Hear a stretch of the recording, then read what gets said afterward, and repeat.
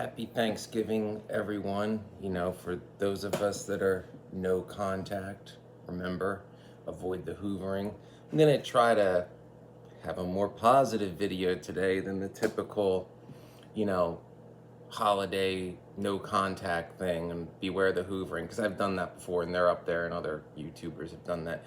I'm going to revisit a topic that I've been asked to revisit. It's one of my earliest videos and one of my most popular videos, but it's going to have a new twist on it. INFJs, we are known for our, very intense love. It's an all or nothing thing for us, like so many things, but particularly love, it's all or nothing.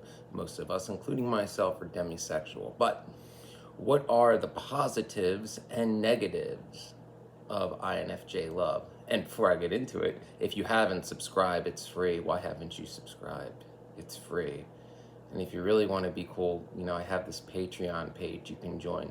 And there's also links in the description of the channel to send like a one-time holiday tip if the channel's helped you, Yeah. I don't have any merch to plug, Not that cool. But all right. Key points about INFJ relationships. INFJs are deeply caring and loyal. When an INFJ is in love, an INFJ is in love full force. We're very affectionate. We notice little things that most people don't. We do constantly want to do little things for the person we love without being told. That is how we show affection. And I can speak from my own experience. When an INFJ falls, tunnel vision. Like, other women can and have been, let's just say, quite aggressive at times when I had already fallen for someone, and it's like, no, I want that one. I'm that one and only that one.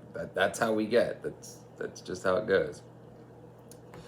And in this deep caring thing, we also try to build up the person we're in love with, to be the person they want to be in terms of like not settling career-wise, job-wise, to go after things that they want that, abusive people in their past told them wasn't possible, be it abusive narcissistic exes or narcissistic parents or what have you. We're very empathetic and understanding in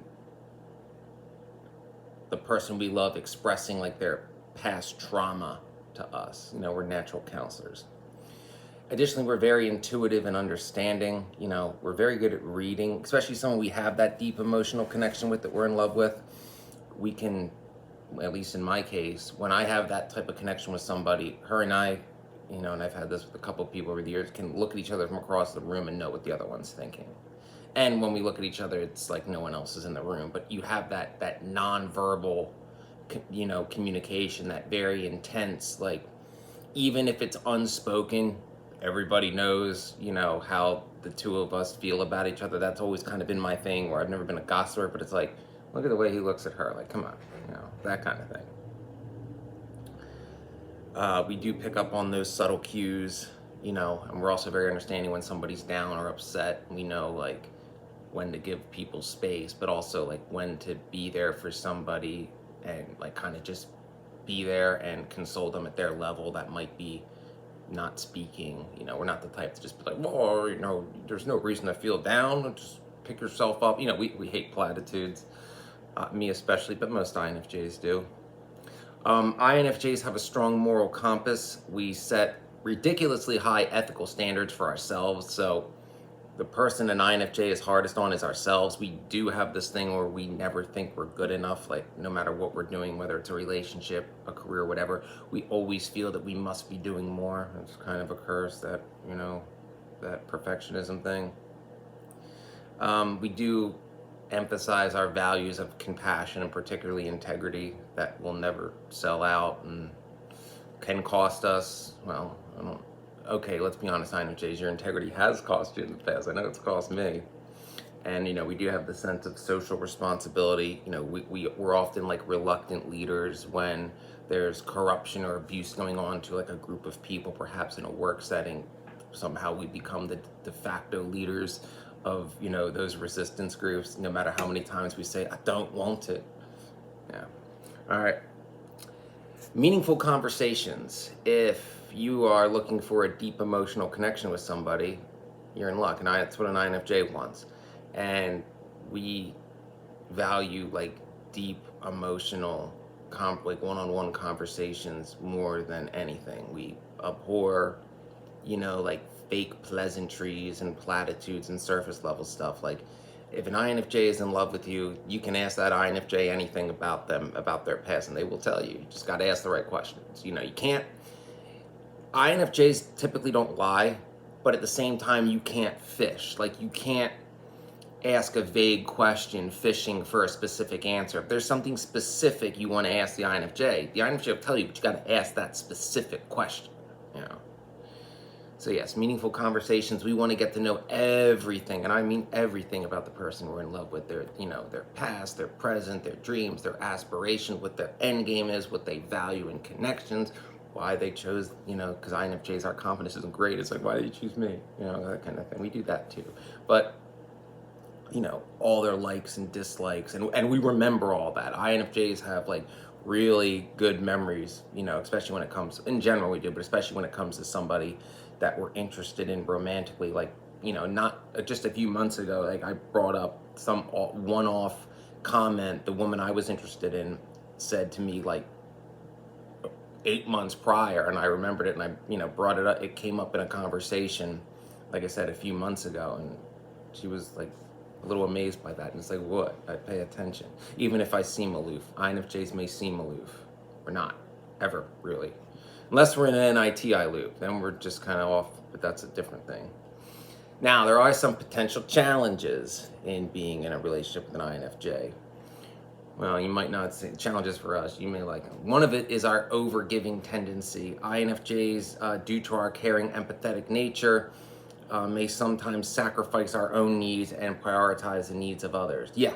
Oh yeah. If we're in love with somebody, we're going to put that person first. And if that person is in a situation where like someone's trying to take advantage of them, yeah, we're going to protect that person, even if it means doing morally gray ethical things like covertly to keep that person safe, to keep them, and then I'm saying like the person going after them is not legitimate, but they're somebody's trying to hurt this person. If the INFJ cares about that person, they'll risk their career or whatever to protect them. I've done it.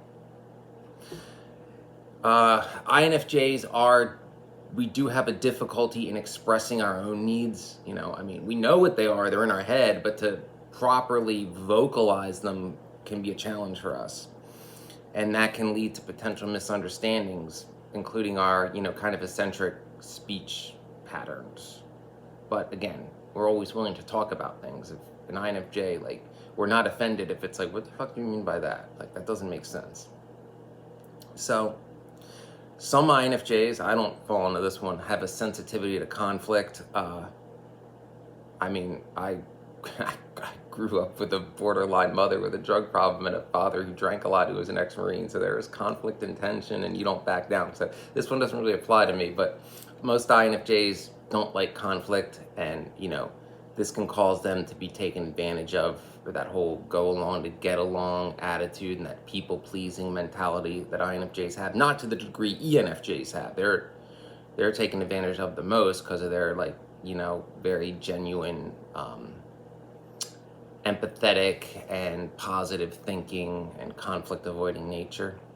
So yeah, those are some positive and negatives about INFJ love, and some things that are unavoidable if you were to ever enter a relationship with an INFJ. INFJs are very supportive, and we do have high standards for ourselves. We hate being led on. We hate lies. Just be honest with an INFJ. It's the best thing you can do. If something happens, if there's a connection, an INFJ is not going to run from it, no matter how strong that connection is or how quickly it develops. Authenticity is what it's all about. So I hope that was helpful. And remember to like and subscribe and follow me. Join on Patreon on one of the 3 levels. And enjoy your holiday, even if it is alone. Remember, being alone is better than being miserable with other people.